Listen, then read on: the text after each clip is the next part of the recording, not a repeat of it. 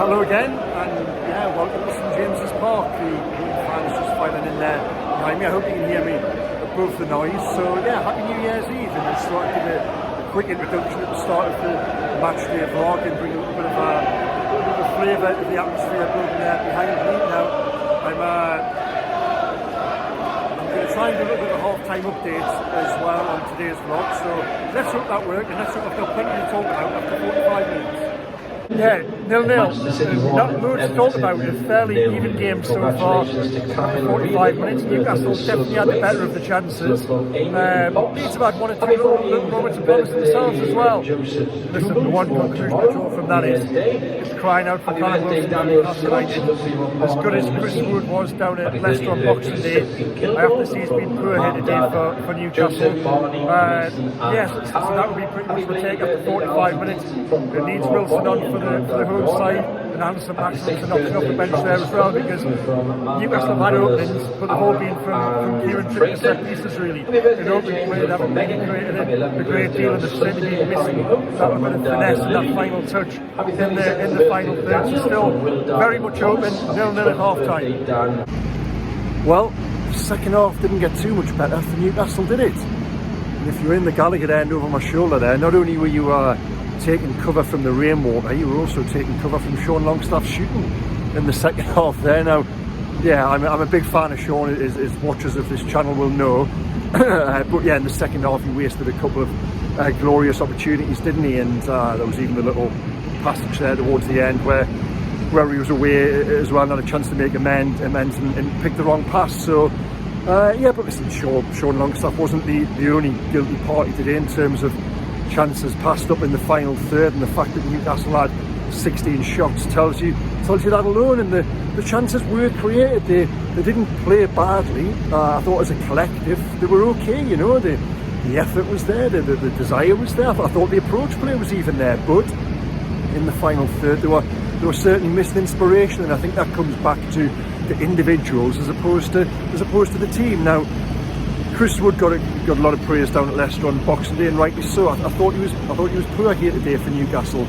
I thought Bruno had a quiet game. I thought for all of Joe Linton's work rate and commitment and all the rest of it, I thought at times in the final third when it mattered, it was back to the Joe Linton of old really, in terms of that final ball or that final pass. But I don't want to criticise, and I can't criticise, because it's a draw which ends a run of 6 straight victories, so it would be crazy to take too much of an aim for them. But nonetheless, we are here to analyse why what probably should have been a victory, a 7th straight win, isn't for Newcastle. And I do just think it comes back to that finesse in the final third at times. Listen, the conditions didn't help, of course they didn't.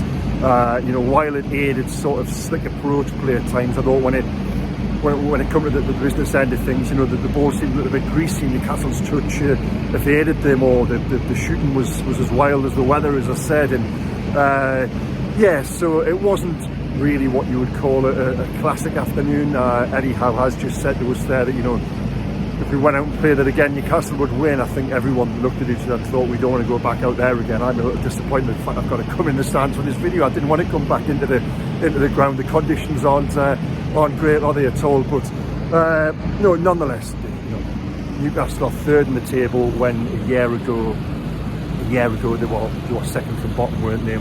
We reminded Eddie of that afterwards, and he did say that it's important that the players keep that perspective. He can't show any negativity towards them, and they don't show that negativity towards each other. So I think perspective is the key word really. And then a word on Leeds as well. I thought, I cover Leeds as well. I'll be down there on Wednesday night against West Ham, and one of the criticisms of Leeds is that they're chaotic and they're open. And I honestly thought coming here that Newcastle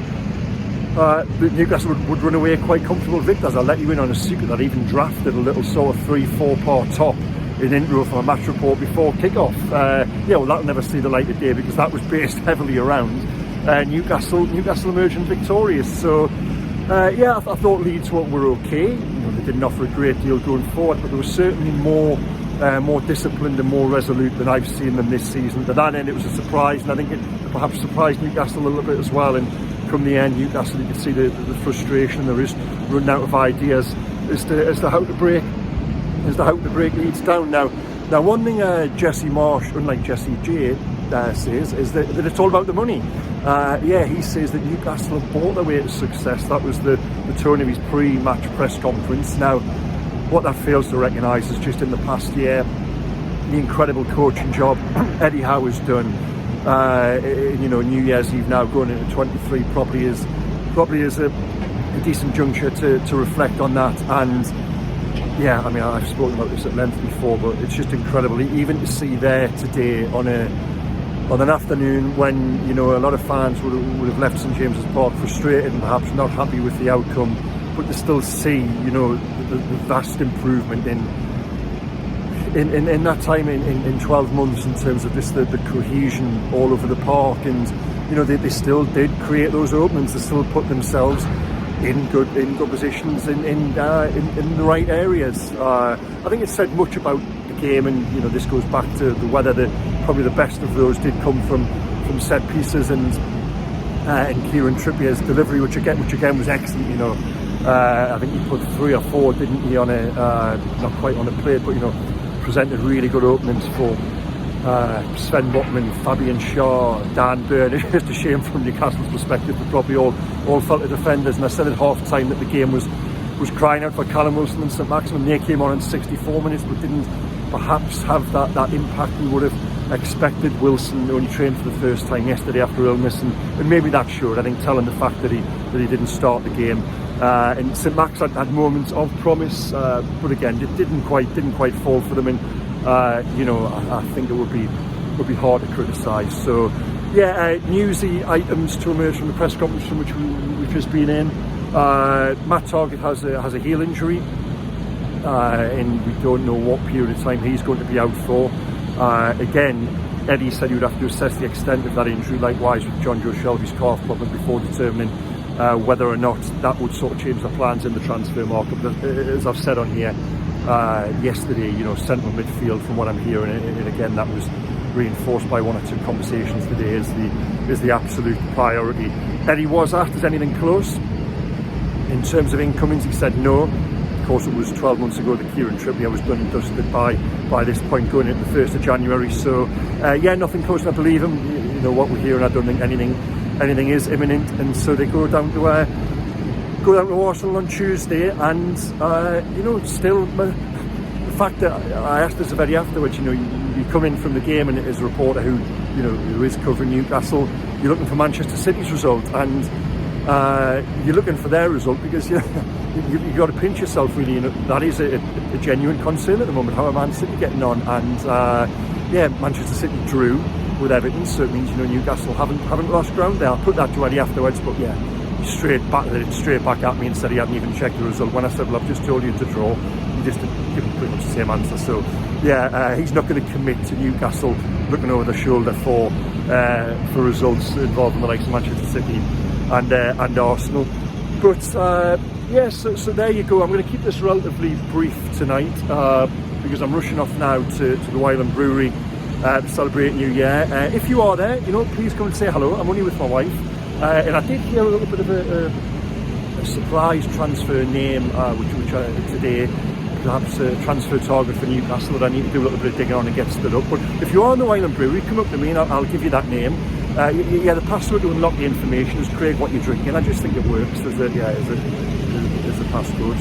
So there you go. But no, thanks again for watching. In the description below this is the link to my match report, my Mail on Sunday match report, which is currently housed at Mail Online, reflecting on to today's game on it. Sodden St James's just over my shoulder there. Thanks again, guys, for watching this year. I've really enjoyed doing these videos. I hope you're enjoying watching them. I don't think this has been my most inspired dispatch, to be honest with you.